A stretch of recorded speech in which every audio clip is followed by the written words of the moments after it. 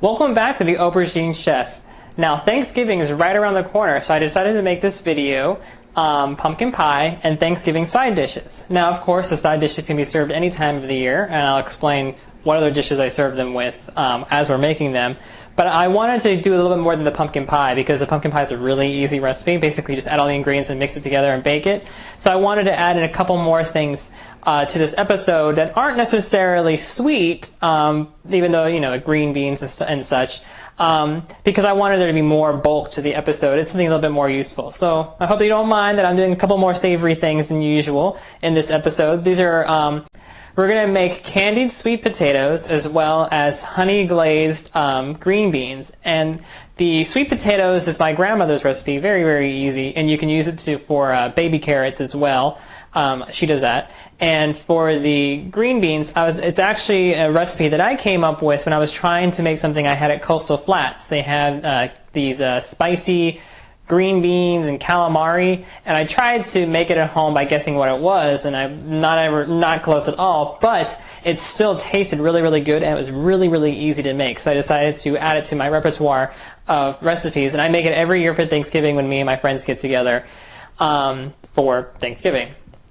Now, we're actually going to start off with the savory dishes first because a couple of things need to sit for a little while, and so does the pumpkin pie, but it's just easier to start with the savory things. Now, these savory things are really, really easy to make. There are a couple of side dishes that you can make while the pumpkin pie is baking or while you're helping somebody else for Thanksgiving. These are things you can throw together, and most of the time the ingredients are available somewhere in the house, whether they're frozen green beans or whatnot. They're always not always, but they're usually readily available. And like I said, they're really quick, really easy to throw together. So why don't we start with the sweet potatoes. Now the sweet potatoes, when I do my savory stuff, I don't really measure it the same way I do for baking. But basically I have 1 can of sweet potatoes, and it says it's 40 ounces, but that includes the syrup/water in it, so I drained that out. So it's probably closer to about 1.5 pounds of sweet potatoes, and then I added another 8 ounces of frozen sweet potatoes that I had from another episode, the sweet potato pie episode. Now, I know that I'm using canned sweet potatoes, and you're like, oh, chef, using canned potatoes? No, it's totally cool. It's time-saving. It's basically already cooked through. Now, like I said, I use the potatoes from the sweet potato pie recipe, and they have a little bit more of a bite to them because I didn't cook them as soft as the canned sweet potatoes. So that's nice, and that's one advantage. Of course, you also have the fresher, more seasonal flavor of using fresh sweet potatoes. And if you want to learn how to cook with fresh sweet potatoes, watch the sweet potato pie recipe because I made that from scratch from fresh sweet potatoes. But basically you just boil it just like a regular baked potato or regular Yukon Gold or russet potato, and just until it's tender. And then what I did was I cut it up and diced it up into about 1-inch cubes. Now you don't have to do that. I'm going to explain why I cut it into 1-inch cubes when you see how I plate it up. But once you do that, we're going to add 2 ounces or 4 tablespoons of butter. Now you can add up to 6, you can cut back if you want. My grandma's recipe says about 3 tablespoons of butter is usually where you want to be. But that's completely up to taste. And I just cut it up into the tablespoon size pieces so I can sprinkle it throughout. And just throw that into the pot with your sweet potatoes. And I'll show you what it looks like in there before I put it on the stove. Alright, and now, so you see the sweet potatoes that are cut up in the butter. Now I'm going to go ahead and add in, let's see, I think 1/4 cup of brown sugar should be good enough for this amount. Maybe a little bit more, maybe more like 1/3 cup. Remember to adjust it for the amount that you're making. And that's pretty much it. What's going to happen is the brown sugar and the butter are going to melt and create a sauce, and it's just going to stew in the sweet potatoes. So just cook this on like a low to medium heat. You just want it simmering. You don't want it to really cook and burn. You're just kind of just like letting the potatoes soak in the flavors because it's already cooked through. It's all edible already as it is. So all you're really doing is just making a sauce and candying them. Okay, I'm going to bring this over to the stove and set it on low heat. So now I'm going to go ahead and show you how to make the glaze, the honey glaze for the green beans. Now I'm not very good with knives, so don't make fun of me. Don't make fun of the way I cut. But anyway, I have in this bowl, well actually, I have about 8 ounces of green beans here. I've already rinsed them off. I'll show you how I'm going to slice them up. But obviously you're going to need more of that for your Thanksgiving meal. This is just for me for tonight. So you're going to have to multiply up this glaze as you go along. And I'll have all these recipes available on my blog, www.theauberginechef.com, and I'll have it multiplied out so that way you don't have to do all the guesswork. Now I have here about 1/4 cup of honey, and I also have 2 cloves of garlic minced or chopped up in the pot, along with just a couple tablespoons of water just to loosen things up. Now I'm going to add in another clove of garlic. I'm just going on the premise that, I'm showing my brother how to cook and he doesn't know how to cook at all. So what I like to do is I like to cut off that bottom part of the garlic. It won't hurt you if you keep it in there, but I just like to cut it off. Then what I like to do to peel it, which pretty much destroys the garlic, is I like to use the flat side of a knife and just push my weight upon it. And then just peel off the skin.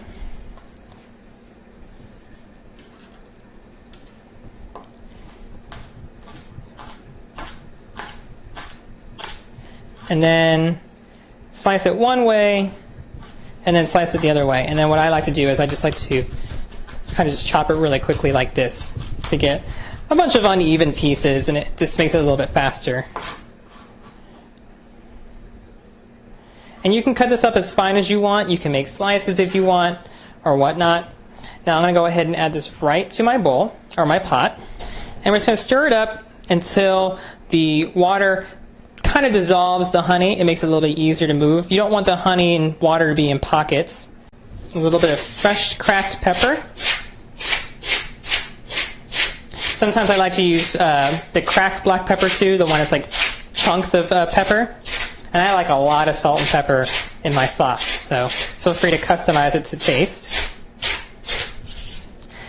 And then, this is completely optional, but I think it really benefits from it. I'm going to use a little bit of crushed red pepper flakes. I think it's also called pepperoncini or something like that. And I just put in probably like 1/4 teaspoon, and then give it another good stir. And then the sauce is ready to go, except what we're going to do is we're going to steep all the flavors and kind of thicken it and try to evaporate some of that water out. Now, yeah, I put the water in there, but that's just to make sure everything's just floating around and nice and even. And what we're going to do is we're going to put this on a pot on the stove on a very low heat and just let it simmer for a long time. And this is just something that's great to have right in the beginning before you're getting started, and just let it simmer and just don't even think about it. You don't really need to stir it or anything like that. It's a very, very low heat, and just allow the garlic to just like migrate into the honey and let some of the water evaporate out and get a little bit thicker. So I'm going to go ahead and do that. Okay, now for the green beans, I'm not going to show you how to cut all of them. I'm going to show you one of them. But as you can see, like this one has like a stem on both ends. What I like to do is I just like to cut it off. Some people don't. I prefer it that way. And then what I'm going to do is I'm just going to cut it out of bias. And all that means is I'm cutting it at an angle, a sharp angle, so that way it's not just a line like if you got them frozen. This gives them a little bit more character. And that is the advantage of buying them uncooked or unfrozen, or fresh, basically, is that you can cut them the way that you want. So I'm going to go ahead and finish cutting up my green beans, and then we'll come back and start working on the pumpkin pie. Okay, so next we're going to make the pumpkin pie filling. I already have a pumpkin pie shell already made. I tore it a little bit towards the corner, but that's okay. If you want to see how to make your own pie dough from scratch, you can. I'll have the the basic pie dough video attached to the blog post. I'll also put a link to it in this video, so that way you don't have to jump around looking for it. And you just want to have that ready to go, unbaked, room temperature. And I'm going to go ahead and weigh out all the ingredients for the pumpkin pie filling. And it's very, very easy. Okay, so the first ingredient is 8 ounces of evaporated milk. Then we have 5 ounces of brown sugar. You can use light or dark, whatever gets your makes you happy. Throw in a pinch of salt. Then we can add in the corn syrup. Now, if you don't like using corn syrup, and I know a lot of people out there don't like to do that, you can use simple syrup that you've made it yourself. Equal parts of sugar and water with a pinch of cream of tartar brought to a boil. And then cook it to about 230 to 240 degrees so it's nice and thick. and then you can use that. But just be aware that if you make your own simple syrup from scratch, especially when you cook it to that high of a temperature, it can crystallize. You can also use maple syrup or honey as a substitute. So 2 ounces of whatever syrup you're going to use, 2 whole eggs. Then we're going to add in the pumpkin puree. We need 12 ounces of pumpkin puree. Okay, and now this is the part where we can get creative and use different spices to flavor it. Now you can take the easy route and just use pumpkin pie spice. I know it's a lot easier than adding a bunch of different spices, but chefs like to use individual spices because they can control the flavor and make it more unique. Now, the basic seasonings, cinnamon, and I don't have any measurements, so this is about a teaspoon. Cloves. Just want a very little bit of cloves because cloves is very potent, so maybe like 1/8 of a teaspoon. Allspice. It's another pretty strong one, maybe like 1/4 of a teaspoon. Ground ginger, about 1/4 of a teaspoon. Nutmeg, also about 1/4 of a teaspoon. I'm going to add in a little bit of vanilla extract, about 1 teaspoon. Now another common spice that's used in pumpkin pie is mace. I'm out of mace, but you'd probably use about 1/8 of a teaspoon of that. And what I'm going to do to make mine a little bit more unique is I'm going to add in a little bit of anise oil. If I had ground anise, I would use that instead. Just a couple drops. That's going to give it a nice licorice flavor. I think ground tarragon would work really well too. And I'm going to put a few pinches of saffron since I have so much. Saffron's pretty strong too, so I don't need much, especially for such a small one pie. And that's it. All of our seasonings are together. And now we're just going to mix it all together until it's a nice, smooth mixture. Now you can use by hand, very, very easy, or you can do it on the mixer. Okay, we're going to go ahead and just pour this right into our pie shell.